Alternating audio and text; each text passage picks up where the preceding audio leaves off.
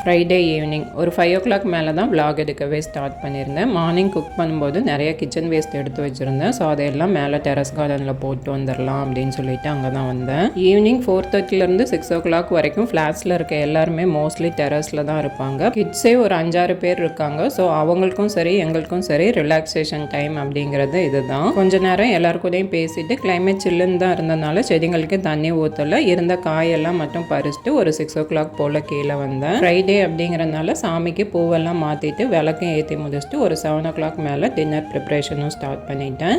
இன்றைக்கி டின்னருக்கு தோசையும் புதினா சட்னியும் தான் செஞ்சுருந்தேன். இதுக்கு கொஞ்சமாக உளுந்தும் வரமிளகாவும் ட்ரை ரோஸ்ட் பண்ணி மிக்ஸி ஜாரில் தனியாக அரைச்சி எடுத்துகிட்டு எண்ணெயில் கொஞ்சமாக இஞ்சி பூண்டு புதினா கொத்தமல்லி எல்லாம் சேர்த்து நல்லா வதக்கிட்டு அதையும் சேர்த்து அரைச்சி எடுத்தோம் அப்படின்னா புதினா சட்னி சூப்பராக ரெடி ஆகிடும். கொஞ்சமாக தேங்காய் எண்ணெயில் தாளிச்சா டேஸ்ட் இன்னுமே சூப்பராக இருக்கும். கண்டிப்பாக ட்ரை பண்ணி பாருங்கள். நாளைக்கு இன்னொரு மினி vlogல பார்க்கலாம்.